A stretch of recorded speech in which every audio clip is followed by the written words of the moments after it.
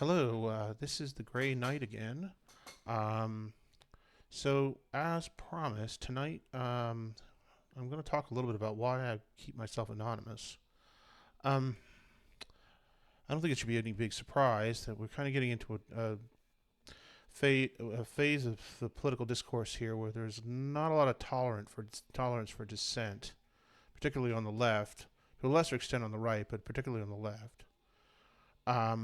There are examples of incidents of people being targeted with everything from attempts to get them kicked off television, to attempts to get people fired, to violence. Having people who would call themselves protesters showing up at folks' homes and threatening them, banging on their doors, and in a recent incident involving a conservative conservative pundit, she actually had people show up at her home and shoot fireworks and guns around. Um, Needless to say, I'm not looking to be targeted with those things. I have something to lose, and I have a family that I don't intend to expose to the violence associated to that kind of violence for something I might have said. Um, that's quite honestly really getting out of control. I mean, the left will justify this by saying that just because you have the right to free speech doesn't mean you should be exempted from the consequences. But it's one thing to criticize somebody for saying something off color or offensive. It's another thing entirely to attempt to ruin their life over having an opinion. And in many cases, these aren't even opinions that are particularly radical. I mean, we're not talking about folks that went around espousing Nazism.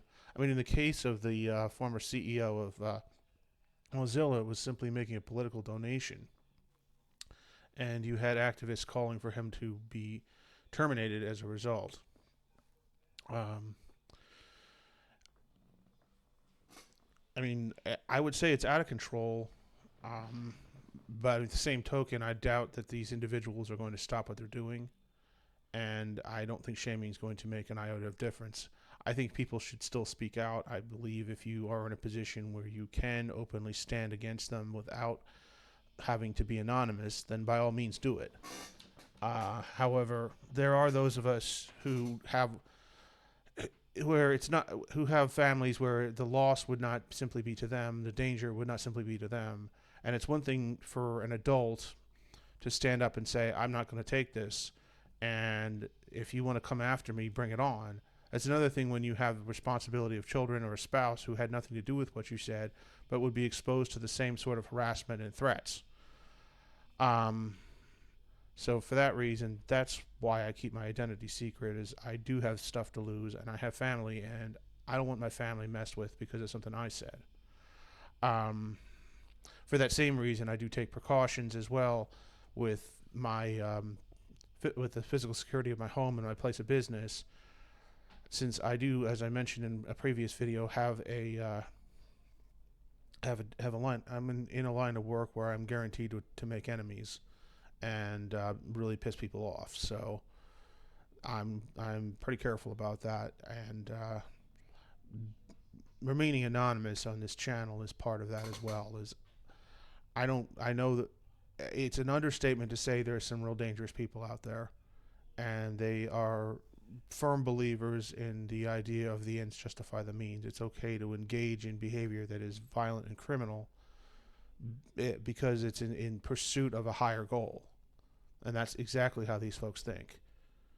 Um, So for that reason, I will keep my face hidden. I will keep my actual name hidden, and I will continue to speak out because I believe that I need to speak out. I absolutely object to what's going on. I object to the cancel culture. I object to um, attacking free speech in this way.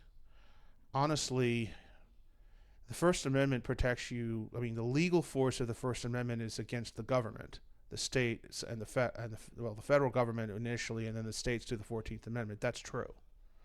That being said, free speech really didn't mean a whole lot if you have to worry about facing a figurative or literal lynch mob because you said something that was unpopular.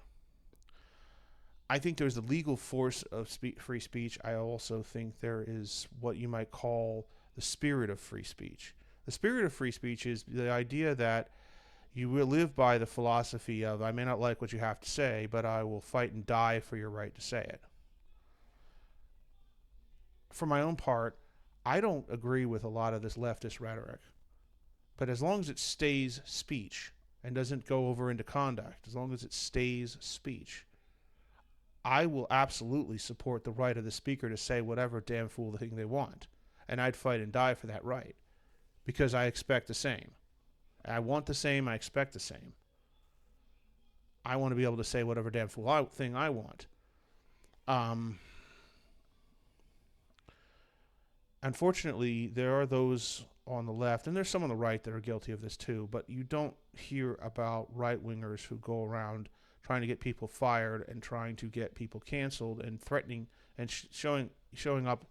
You don't hear the same number of incidents. There are some examples of some pretty loony people on the far right who take it upon themselves to resort to violence, and I'll absolutely condemn them too. They're just as bad.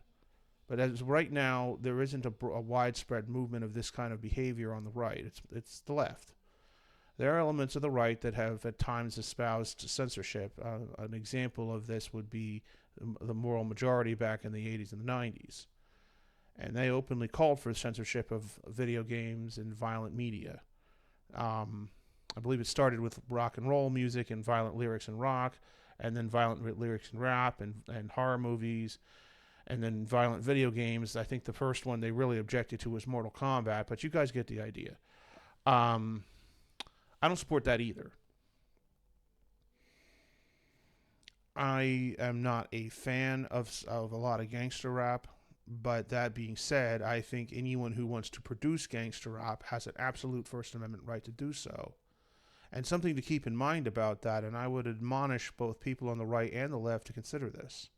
I don't care what it is you're saying or what it is you're writing.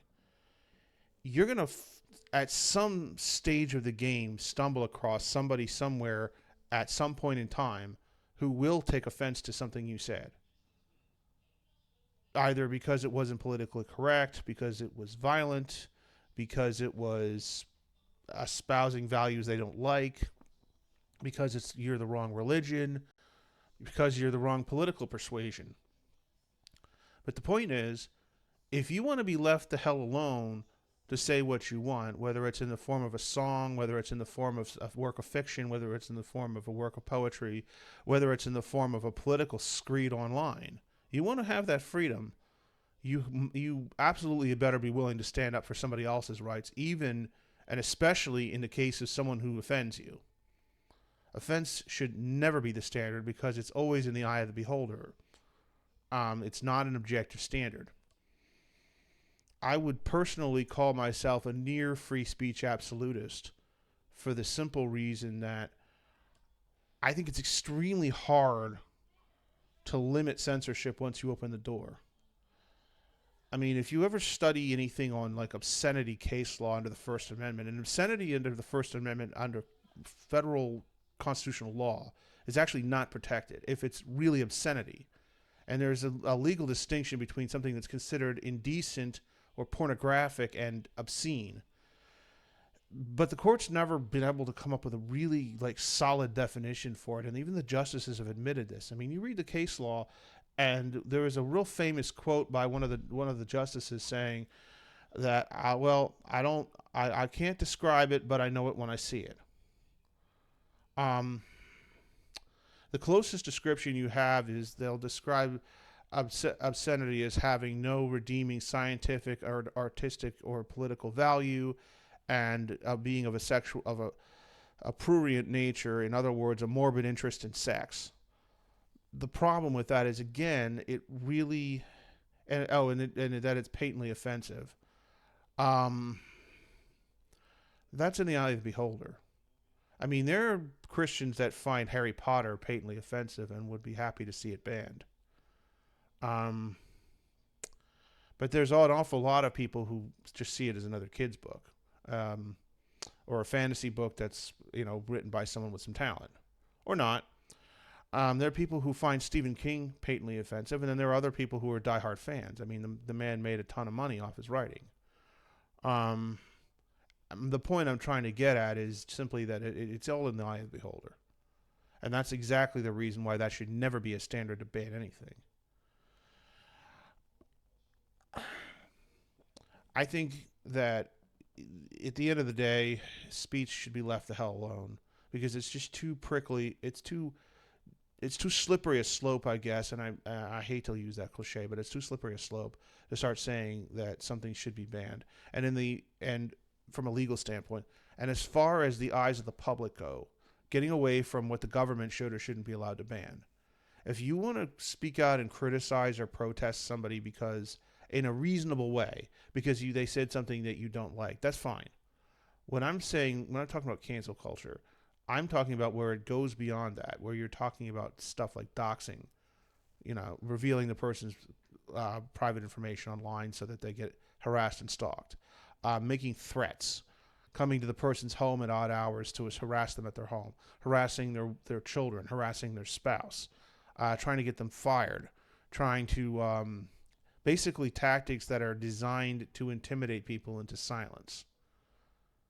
That's not okay. And it is running against the spirit, if not the letter of, it runs against the spirit of the First Amendment, if not the letter of it. Because it's basically saying you don't really believe in free speech.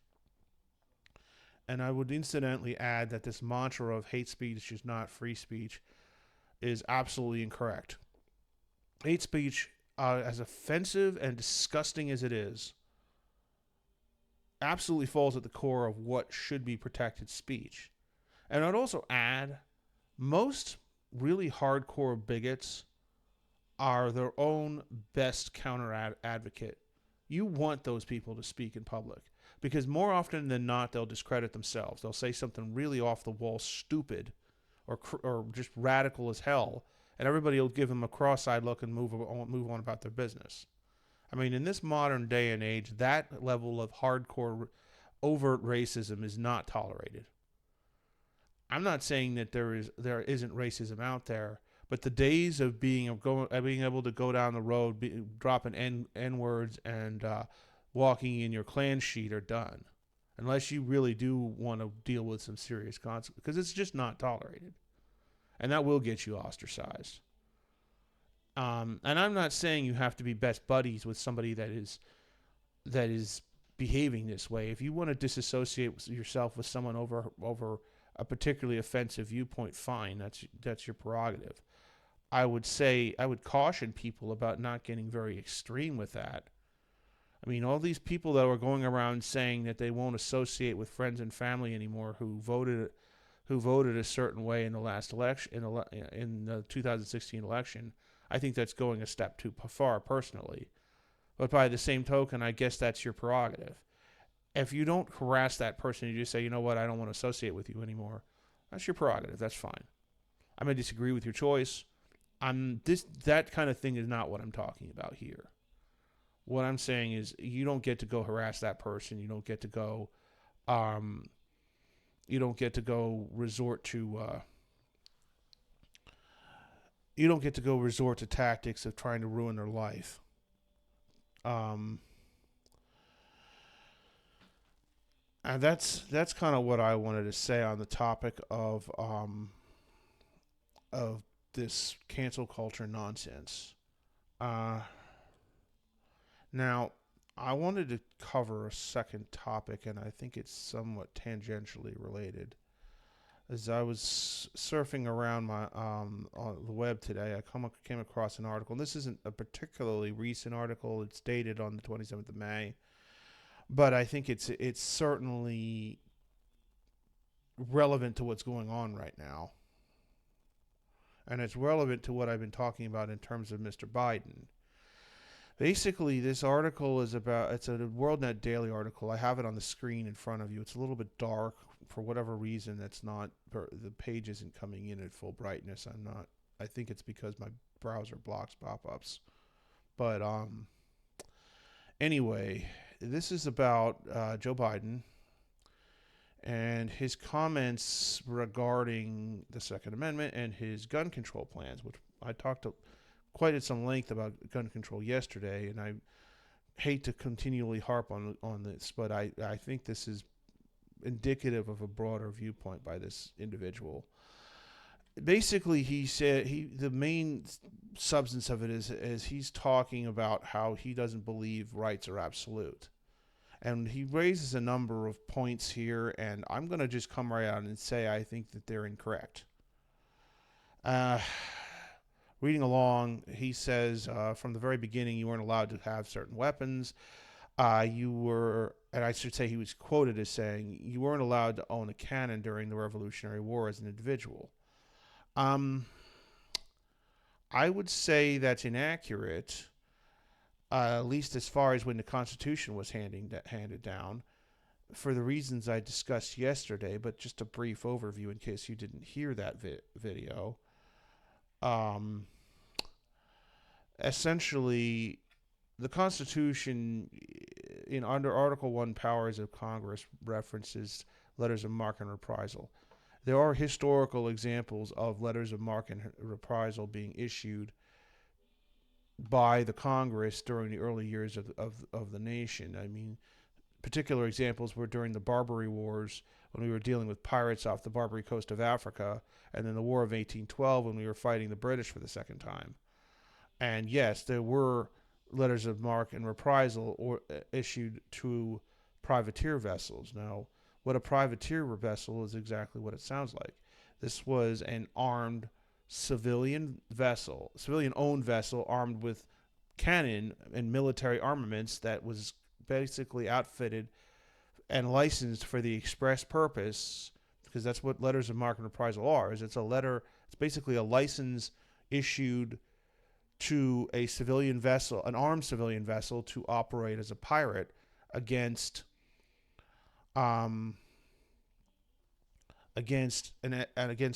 enemy vessels. And this has been done by the United States. And these vessels were armed with cannon, and they were armed with essentially the same kind of hardware that a U.S. naval vessel would have been armed with.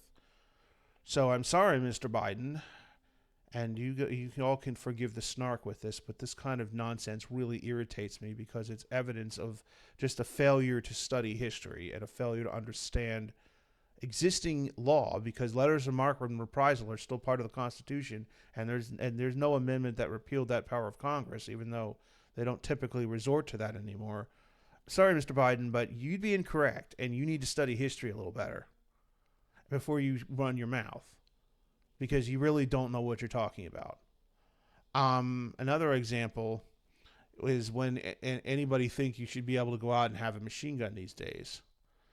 Well, machine guns are legal, Mr. Biden. Admittedly, they're heavily regulated. That's a fact.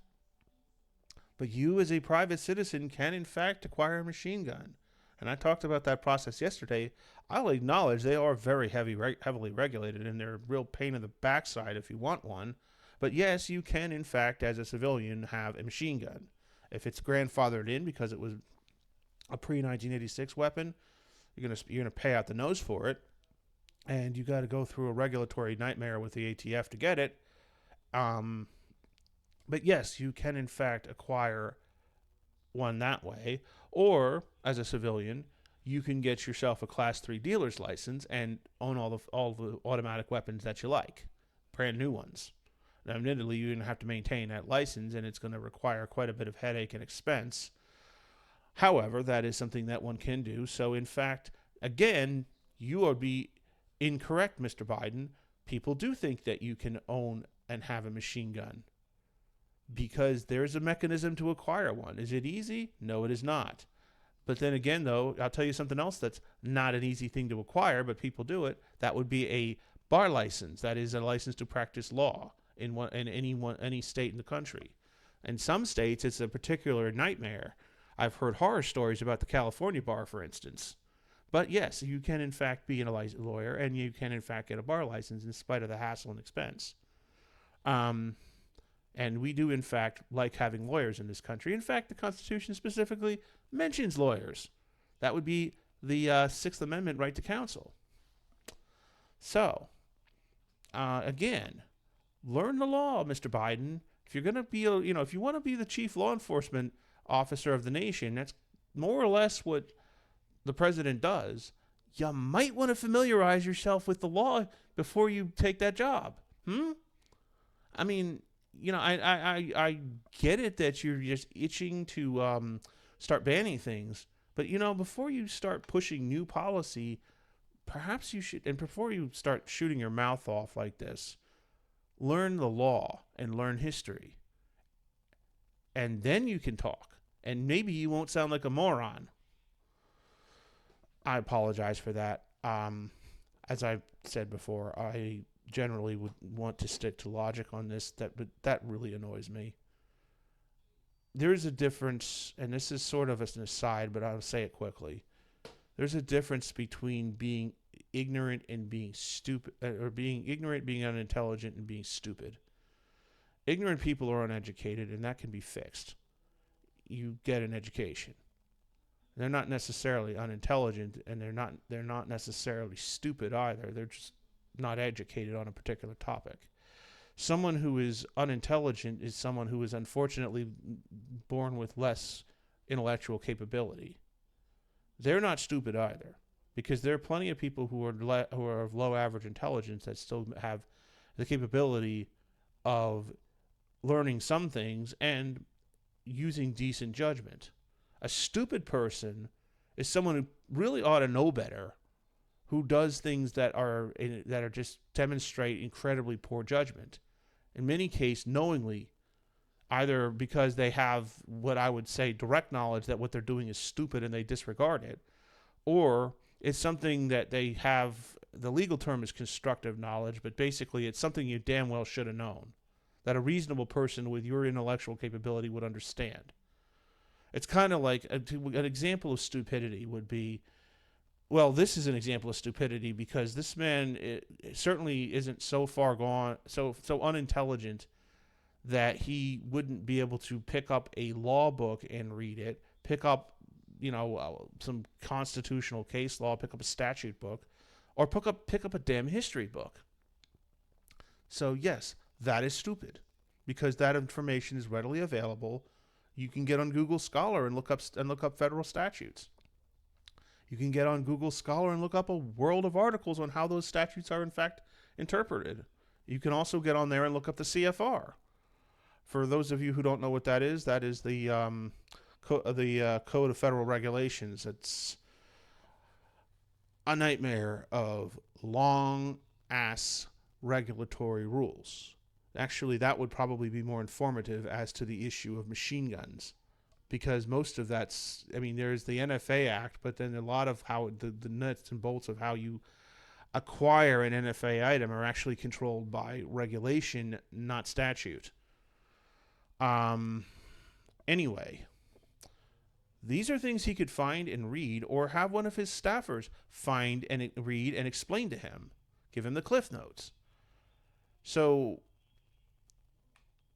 that's inexcusable. Either he is really that stupid and doesn't know any better, or I should say really that stupid and doesn't want to know any better, or he does know better and he's a bald-faced liar. Either of those is probably equally possible, considering that we're dealing with a politician and politicians habitually misrepresent things and just directly lie. So either is possible.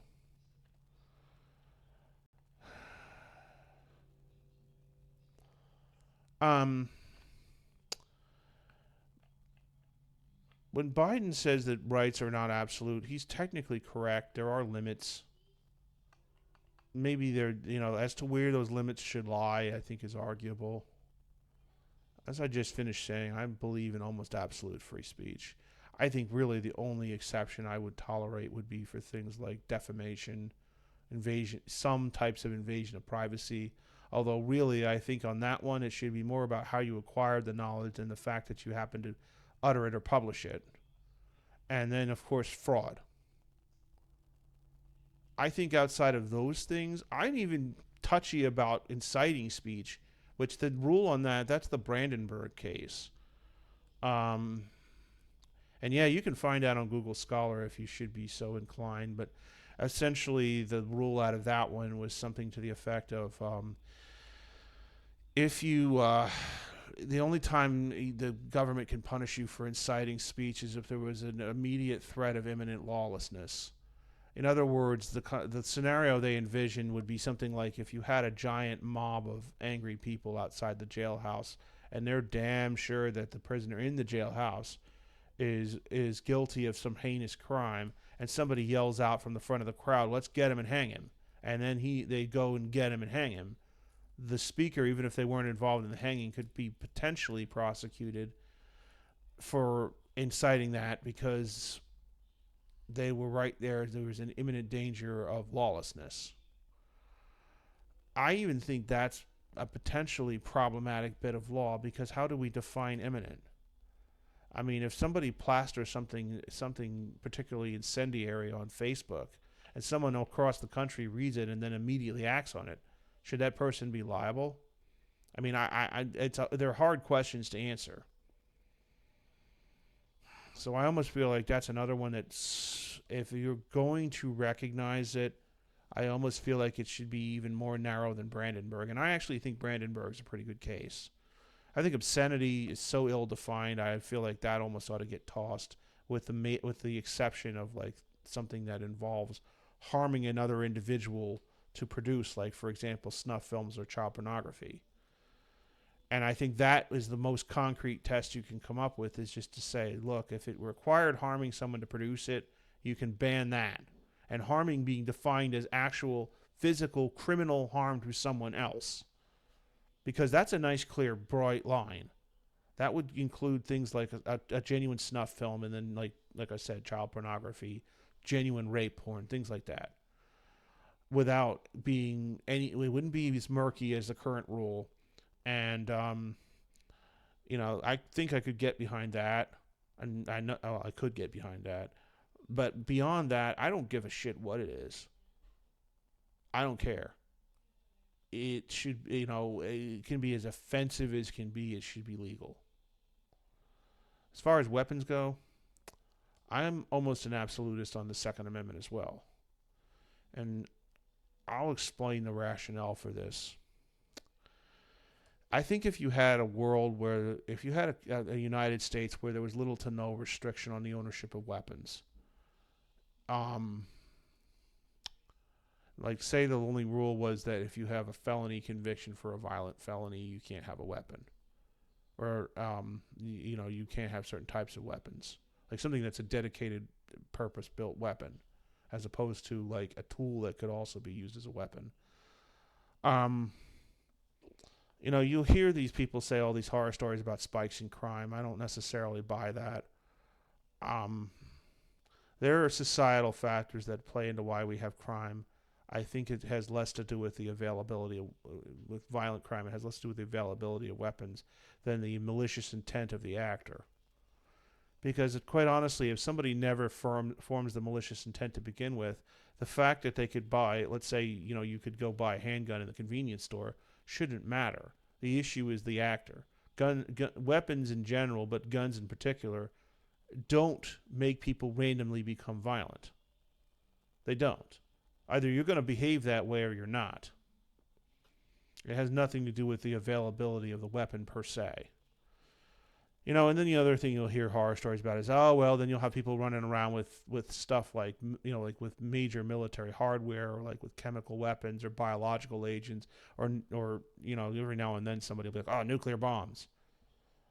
Which, any of those kind of items are going to be out of reach of the average civilian no matter what the law is. Because you can't just buy something like that. And major military hardware is mostly custom built. Goes through a long-term contracting process to develop it. There's no off-the-line tanks in this country. The tanks we have are something that was custom built based on military specifications. It's specifically built to what the military wants. The same with our jets, the same with our boats, the same with a lot of large-scale arms, as they're built to military specifications. Theoretically, that could become something that becomes an off-the-line item, although in practice, here's the thing. One, The military owns the right. There's still rules about who gets the information as far as constructing these items. I mean, you have a long line out the door of other countries that want to buy American hardware because we tend to build good jets and good tanks, and they basically have to get the federal government's permission to be able to have that item the company has to get the federal government's permission to manufacture it and transport it over there. If you unrestricted access by civilians, the the military owns the design. It could still tell them by contract, no, you're not building that to sell to just anybody. That would have nothing whatsoever to do with any existing federal gun control laws because the military owns these designs. So it's almost an intellectual property deal. The other thing is, even barring that, how many people are you realistically going to be selling like an F-22 Raptor to when it's $1 billion jet, or an Abrams tank, which is millions of dollars as well?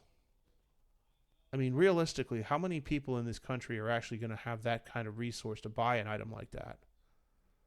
I mean, you're talking about like a very select group of people, like your Jeff Bezoses, your Donald Trumps, your Vince McMahons. And my guess is most of them aren't going to have a use for an item like that. Even more so with something more dangerous like a chemical agent or a nuclear bomb, which again, you're going to have it custom made. There are not factories in existence that make nerve gas in this country because we don't make it anymore except for very limited purposes for testing. In other words, for defensive purposes, but we're not making it in bulk, so it's not being manufactured on an industrial scale. Same thing with mustard gas. Same thing with these biological agents. Same thing with nuclear weapons anymore. We don't make we're not making new ones at this point in time. And that's a closely guarded secret, and no change to federal gun laws would affect that. So if you wanted as a private citizen to have let's say a thermonuclear warhead, you're going to have to find scientists, plural, with the knowledge on how to. First of all, you're going to have to get a hold of. Let me back up a second. First of all, you're going to have to get a hold of the correct material for the core. And for those of you listening who don't know this, essentially bomb cores are made out of one and two materials. Either it's going to be highly enriched uranium, which is extremely difficult and expensive to produce, or it's going to be highly enriched. It's going to be bomb-grade plutonium, which is less expensive to manufacture, but the trade-off with that is that you have to be a lot more precise in how you construct the core, or it doesn't work. Which brings me to where I was going before. You're gonna have to hire. There's a short list of scientists with the level of expertise, with the correct expertise and the level necessary to build these weapons, to build a bomb core, to correctly pack the explosives, to correctly construct these weapons. And because the information about how they're constructed is still closely guarded, especially certain components, you're basically talking about reinventing a very, very complicated and technically delicate wheel. It cost our country quite a lot of money to build a bomb. And I don't doubt that the majority of America is not going to have those resources. And for those who do have those resources, they would spend it to build an oversized paperweight that they could never use for any purpose whatsoever. I mean, think about this for a second. Why do countries build nuclear weapons? They build nuclear weapons mainly as a deterrent item. In other words, it's so horrible that nobody really wants to see them used because we all know what's going to happen if somebody shoots one of the goddamned things off. I mean, even that little sawed-off prick Kim Jong-un, for all the noise he made about launching nuclear weapons, wouldn't go through with it. And why do you suppose that is? Because he knows what's going to happen if he tries it. And it ain't going to be good. And no good for his country comes from that. So he's not going to just willy-nilly shoot one off either. Because, he might as well shoot it up his own ass. He'd be dead. I mean, then the point I'm getting at is it's a deterrent weapon. So it's a deterrent for one country to keep other countries from either shooting nuclear weapons at them or attempting an invasion. That's why countries acquire these damn things. They don't build them to use them. They build them to hope with the hope that you never need it. That kind of deterrent really doesn't apply if you're talking a private citizen. And you can't shoot the damn thing off like a firework. Um, so I don't really see why anyone would want to own one. Just to say they have it. Okay, so you're going to spend billions, if not trillions of dollars to construct the stupid thing. And then it's going to be a giant white elephant that you can't ever use. And and on top of that, you're going to have to secure the damn thing too, because it's not like you want to have that fucking thing laying around. So then it becomes an ongoing expense. And at some point, the bomb core, which is still radioactive, so it's unstable, is going to deteriorate to the point where it's not usable anymore. And now you have radioactive nuclear waste you're going to have to contend with. I mean, I don't see where anybody who has the monetary means by which they might potentially build one of these damn things wanting to do that, unless it's because they're a terrorist and they're planning to blow something up. And in that situation, I think you could probably prosecute them under other law and still keep them from doing what it is they're going to do. Plus, again, they're going to run into the same problem. Is it's not like you can just build one of the damn things. I'm not going to say nuclear terrorism is going to be impossible, but it's far more likely that if somebody is a nuclear terrorist, they're going to acquire either a working item or at least they're going to acquire a ready-made pit, which someone who is a civilian non-terrorist is probably not going to do because you'd be buying that shit on the black market. I mean, I guess the point I'm getting at, the most likely scenario you'd see if you were talking about general deregulation is you'd see civilians, probably you'd see some people kiting around with machine guns. Maybe a hand grenade or a rocket launcher, but machine guns would probably be the most likely thing you would see. And then like heavy duty sniper rifles, maybe like a Vulcan cannon or something like that. But even there, that's expensive. I mean, you can actually buy a rifle chambered for 20 millimeter Vulcan rounds from a company called, or at least you could, from a company called Anzio Ironworks. You can buy it. One of the interesting things about the website, though, is that they don't mention prices. Now, normally when you go, anytime you go to a store, a website, a restaurant, or whatever that doesn't list prices, typically that's because if you have to ask the price, you can't afford it. I mean, the price would probably come down some if you weren't dealing with the fact that right now 20 millimeter would be considered a destructive device, thus making that rifle an NFA item. But even still, the last I checked, if you want to buy a ball bullet that's active in that caliber, the last time I checked, they're about $100 a round. $100 a round for ball. In other words, just a plain Jane full metal jacket bullet is $100. This is not something you would probably see your average civilian gun owner acquiring. And I think even if it became more common, they're still going to be expensive. And it's not something your average civilian will acquire. Machine guns would probably become more common. But even a machine gun, regulatory burden notwithstanding, it's kind of a niche weapon. Because they're in the real world, they're hard to control. You can discharge the magazine really fast. It overheats a lot of weapons, unless you're talking about a dedicated machine gun. And when I say a dedicated machine gun, I mean like an M60 or a SAW or like one of those old Browning machine guns.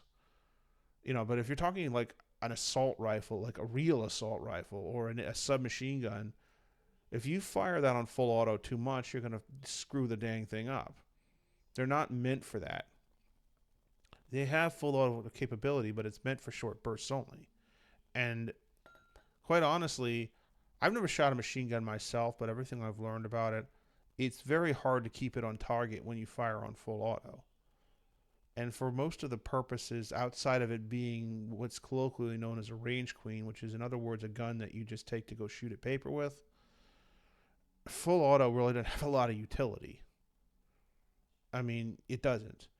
You're not going to use it for home defense because you're likely to miss. And since legally you're responsible for every single bullet you discharge, you want to make sure you have control. Machine gun is absolutely the antithesis of that. Now, if you are someone who is planning to go hunting, again, control is important because, again, you're responsible for every round.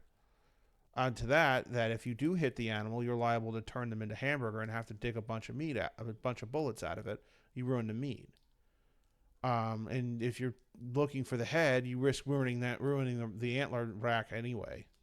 So, or you risk ruining your trophy. So in either case, that's probably not going to be a weapon that those folks would want. As for criminals like weapons they can conceal because they're doing criminal shit. And again, they're probably going to want a weapon they can control. Spray and pray is not a particularly effective tactic.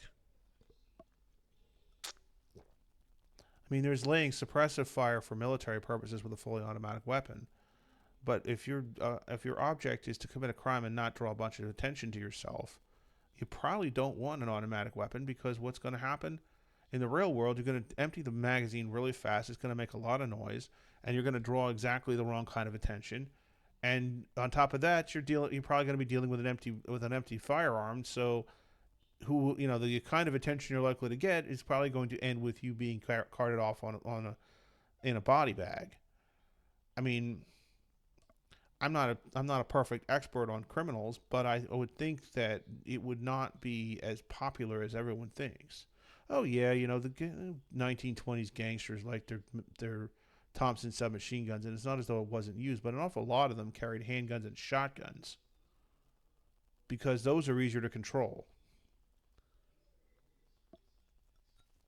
I mean, when you get out of the realm of Hollywood, machine guns have a lot of limitations if you're going to fire the damn thing on full auto.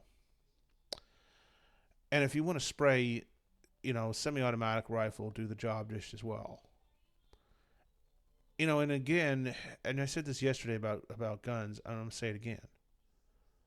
The gun ain't the problem. It's criminals that are the damn problem. And I don't see the point in punishing or in depriving citizens who are not breaking the law of a right to own a particular weapon simply because somebody might misuse it. I mean, by that logic, we should outlaw a whole ton of stuff. Alcohol should be 100% illegal because people abuse it and they get in fights, they beat their spouses, they beat their kids, they drive drunk, they misuse firearms and cause all sorts of mayhem. Alcohol is involved in more deaths than firearms. Motor vehicles are misused too. People speed, people drive drunk, people drive recklessly, people street race, people use them as weapons. By the logic of these gun control people, and more people die because of vehicular incidents than guns.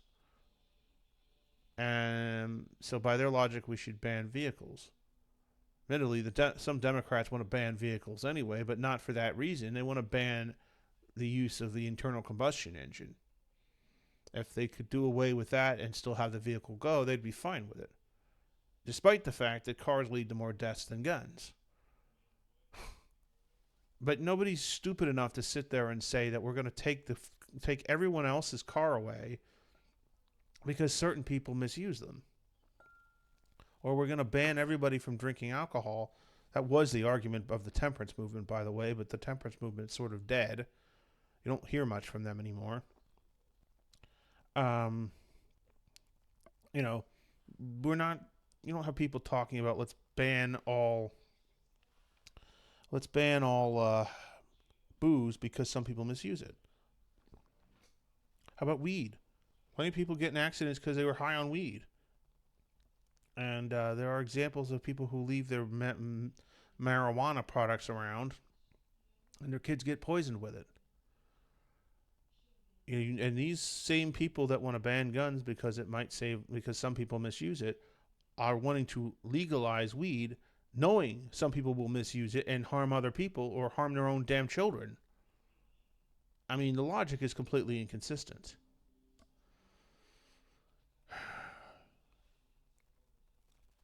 And I've gotten pretty far afield, but the point I'm getting at with this is another example of why Biden's a really lousy candidate. And this kind of statement reeks of authoritarianism, which is a bad thing anyway. We don't need new restrictive laws. People need to be left the hell alone. And I'd have the same admonishment, by the way, for the right in this country, because they're not exactly innocent of authoritarianism in all instances. People need to be left the hell alone. If they're not directly harming someone else with their behavior, and directly harming should be very, very specifically and strictly defined. Like directly harming meaning things like shooting someone, beating someone, destroying someone's property, trespassing on someone's land, stealing, like stuff like that. If it's not an example of that kind of thing, then people need to be left the hell alone. I mean, I morally disapprove is not a reason to criminalize anything. Again, it becomes a situation. It's the same problem with things that are offensive. It's in the eye of the beholder. And I think even if you get a majority of people to come along and say, well, this is offensive, or we morally disapprove of that, again, if it's not objectively invading someone's rights, objectively harming someone, objectively harming society, if you're talking about criminalizing something, leave them the hell alone. You don't have to like what they're doing. Leave them the hell alone. I mean, seriously.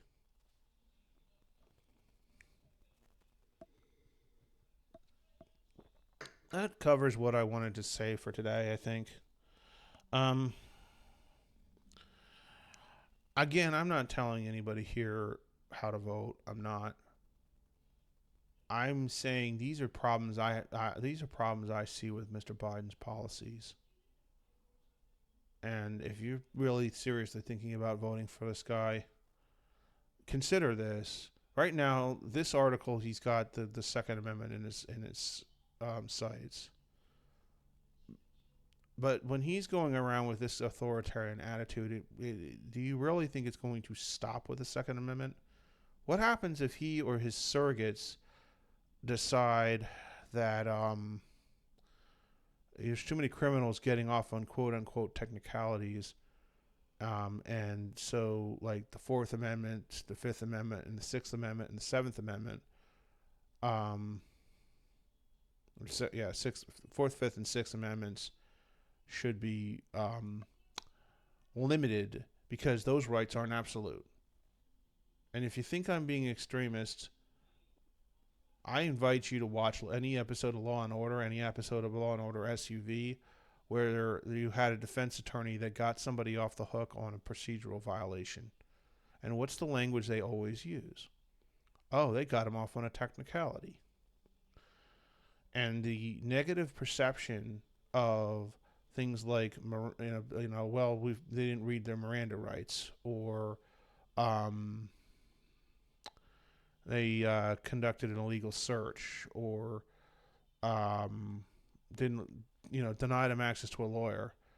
The negative perception of how that ends with somebody getting out of a crime because evidence was thrown out is strong, and it's reinforced by Hollywood.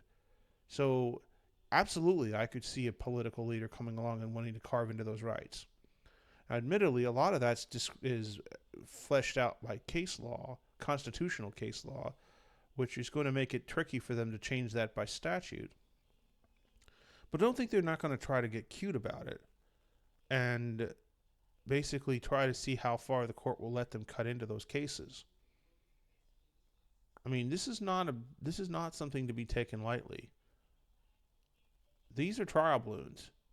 And I have no doubt that this guy will push, he or his cabinet, to the extent that he's running the country, but he and his cabinet or his vice president are going to push this stuff.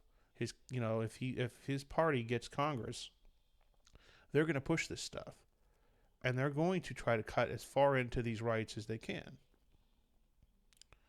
Because these people, Biden is an authoritarian. He's a left progressive. He's not a liberal. He's not. He is a left progressive. And absolutely he'll cut into your rights to expand federal power. And his cabinet, his vice president, if they end up running the show, they will do the same thing. A Democrat Congress will do the same thing. I don't think the Republicans are a whole lot better, but the Republicans are so goddamn ineffectual these days that actually makes them less of a threat, because they can't even agree on what they want to do. But at least as long as they're busy fighting with each other, they're not busy chopping away at your freedom, at our freedom. Ineffectual beats the hell out of effectual and authoritarian. Anyway, I said I was going to sign off, so I am going to sign off. Anybody who's listening this far, if you made it this far, well, congratulations and thank you for listening. I really do appreciate it. And I'd encourage you, if you like this, like it, share it, subscribe to my channel if you haven't already. Click the little bell so that you get alerts. Share these to Facebook if you can. The way they're going lately, it may not stay up there very long, but at least I can get some followers. We can get some other people. Hopefully some people will start listening. I'm not doing this channel to make money, just so you guys know. I have no intention of monetizing. My goal is to spread a certain message. So, if you care about freedom, you care about being, as I put it earlier, left the hell alone, then you definitely want to spread this message, regardless of where you stand in terms of policy. You don't have to like guns to understand why these policies are threatening. I mean, it should be self-evident that you don't want to let these politicians start doing this crap.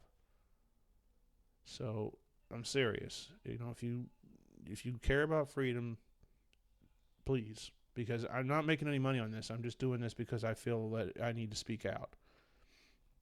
And you know what? I would encourage anybody who agrees with me to speak out as well. The more voices there are saying no to this, the better the odds are that it won't happen. So, don't be silent. Silence is acquiescing. Don't be silent.